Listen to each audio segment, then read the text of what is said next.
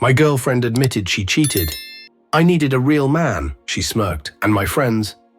They took her side. I just smiled, grabbed my keys and walked out. By morning, my phone was blowing up. 32 missed calls. Looking back, I should have seen it coming. The signs were there, scattered like breadcrumbs over the last few months. But when you've been with someone for 3 years, you tend to give them the benefit of the doubt. That's what I kept telling myself. It started small. Alison began working late more often, nothing unusual during busy seasons. But then came the unfamiliar perfume, the clothes I hadn't seen before, and her phone, suddenly a sacred object, never more than an arm's length away. I'm not the jealous type, never have been. But something felt off, the way she'd pull away when I tried to hug her from behind while she was texting. The way she'd step out to take work calls. The constant girls' nights with people whose names I didn't even know. Last Tuesday, I was folding laundry when her phone lit up on the coffee table. A message preview from someone named Jay. Miss you already. My stomach dropped. I didn't want to be that guy who snoops, but the universe was practically screaming at me to wake up. That night, I decided to be direct. She was in the kitchen, blending a smoothie like nothing was wrong. The sound filled the apartment as I leaned against the doorway. "Who's Jay?" I asked when she finally turned it off. Her posture shifted instantly, shoulders tensed, but then she did something I didn't expect. She smiled, not her warm smile, but cold, almost triumphant. "Wondering when you'd finally catch on, Michael," she said, taking a sip. "Jay's my boss, and yes, I've been sleeping with him for 2 months." The casual way she said it hit me like a slap. No guilt, no shame, just pride.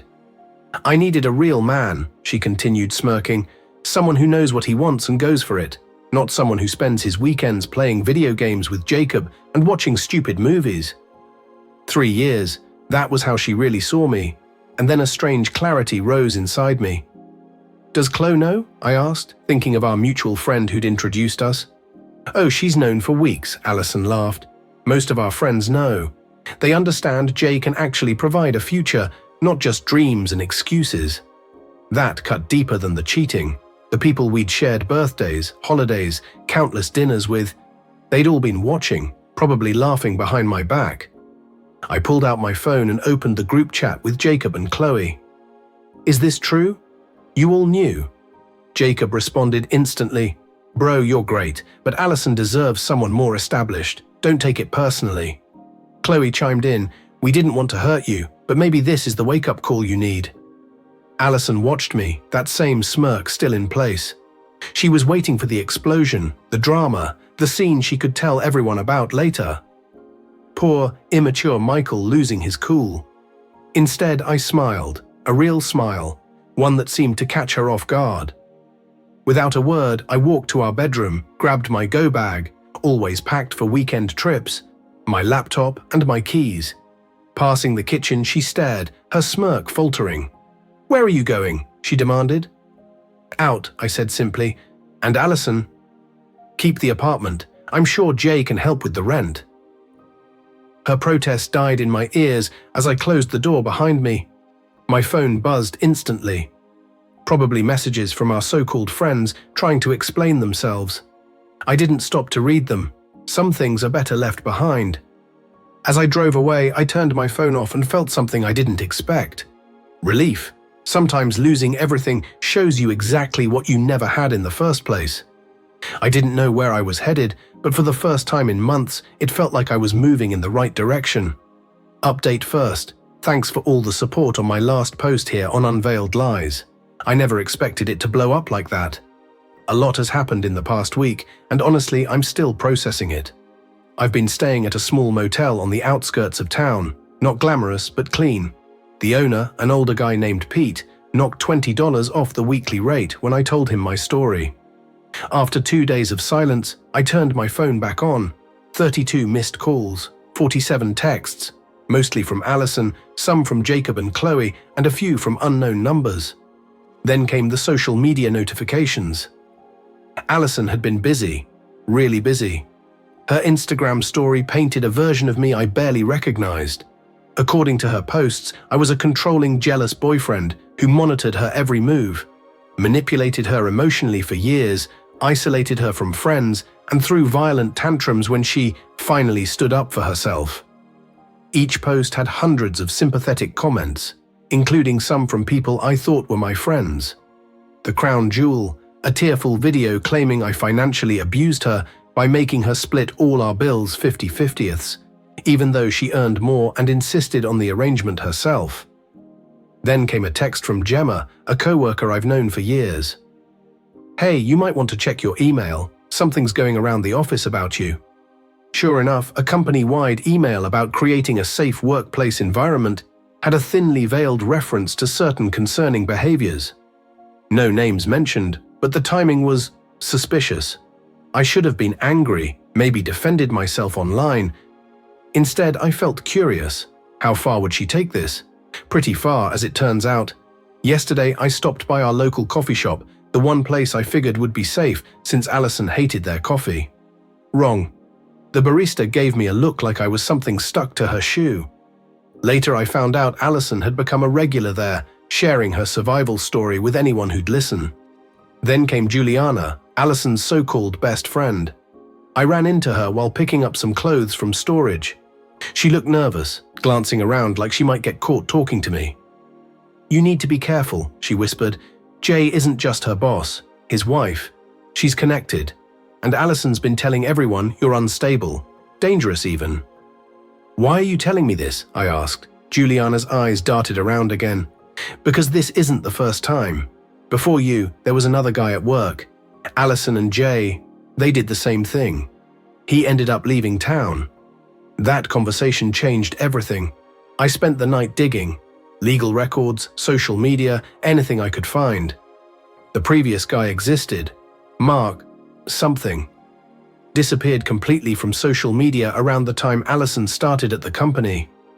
This morning, I got a call from our landlord. Allison tried to remove my name from the lease, claiming I'd abandoned the property. When that didn't work, she told him I'd been threatening her. He called to warn me. His sister had gone through something similar years ago. But here's the real kicker. As I drove away, I turned my phone off and felt something I didn't expect. Relief. Sometimes losing everything shows you exactly what you never had in the first place. I didn't know where I was headed, but for the first time in months, it felt like I was moving in the right direction.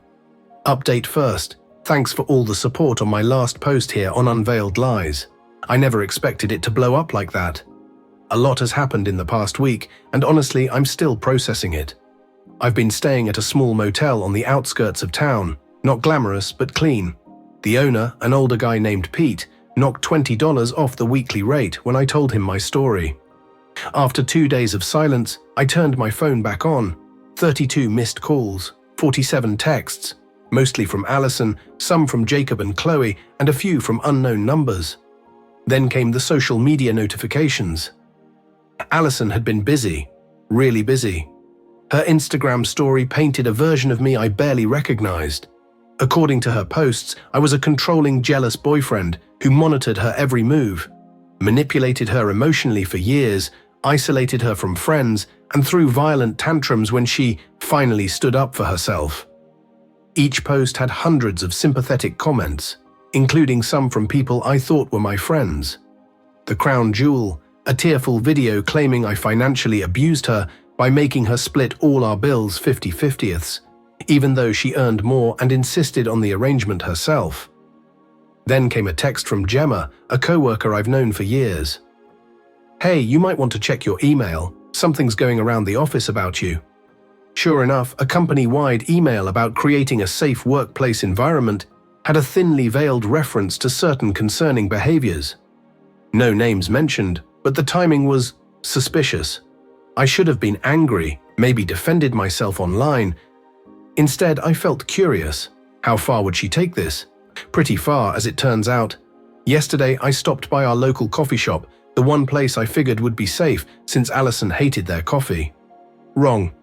The barista gave me a look like I was something stuck to her shoe. Later, I found out Allison had become a regular there, sharing her survival story with anyone who'd listen. Then came Juliana, Allison's so-called best friend. I ran into her while picking up some clothes from storage. She looked nervous, glancing around like she might get caught talking to me. "You need to be careful," she whispered. "Jay isn't just her boss, his wife. She's connected. And Allison's been telling everyone you're unstable, dangerous even." "Why are you telling me this?" I asked. Juliana's eyes darted around again. "Because this isn't the first time. Before you, there was another guy at work. Allison and Jay, they did the same thing. He ended up leaving town. That conversation changed everything. I spent the night digging. Legal records, social media, anything I could find. The previous guy existed. Mark, something. Disappeared completely from social media around the time Allison started at the company. This morning, I got a call from our landlord. Allison tried to remove my name from the lease, claiming I'd abandoned the property. When that didn't work, she told him I'd been threatening her. He called to warn me. His sister had gone through something similar years ago. But here's the real kicker. Allison stormed out, mascara streaking her cheeks. Jay was locked in his office with HR. The friends who'd so eagerly believed her suddenly couldn't meet my eyes. As I turned to go, Mrs. J caught my arm. "Thank you," she said quietly, "for being the one who didn't run." Her grip was steady. Her relief was real. I drove back to the motel feeling oddly peaceful. Pete was still up, half watching late-night TV in the office. He saw my face and just grinned. "Good night," he said. "You could say that," I replied. This morning, my phone blew up again. A different tone this time. Apologies, awkward explanations, people saying they'd never really believed Allison. Even Mark, the guy who'd left town years ago, messaged saying he'd been following everything through mutual connections. Karma, apparently, only needs an audience. Final update, Unveiled Lies crew. This is the last chapter. The fallout from the party landed harder than anyone expected. Within 48 hours, Jay and Allison were asked to resign. But that was only the beginning. Mrs. J's folder wasn't just gossip, it was a dossier. Falsified expense reports to hide Jay's dinners with Allison, emails plotting against co-workers, manipulated performance reviews. She handed it to the board. The company's legal team moved fast. They cared less about the affairs than the pattern. Workplace harassment, financial misconduct. Civil suits followed. Mark returned too. And he brought receipts. He documented the smear campaign before he left. He'd just never known what to do with it. Mrs. J introduced him to her lawyer. 3 days later, he filed his own lawsuit. Then others came forward. One by one, former employees handed over their evidence. What began as a scandal became an avalanche. Allison tried to flip the script.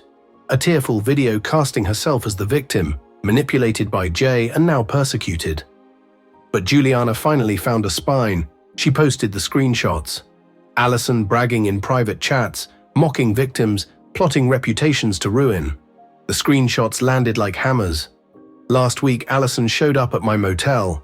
Pete called. "That girl you told me about, she's making a scene out here." I walked out and found her on the hood of my car, mascara streaked, clutching a manila envelope like it was a last resort.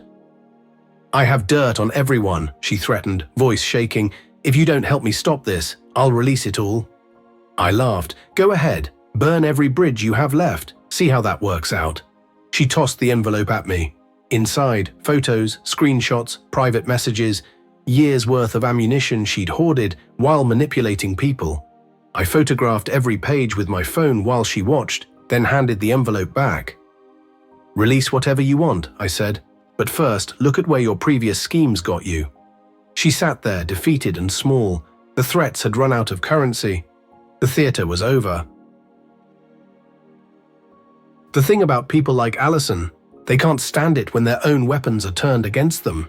She tore up the envelope right there in the parking lot, screaming that we'd all regret this. That tantrum. Someone recorded it. Within hours, it was all over social media. The final blow came yesterday.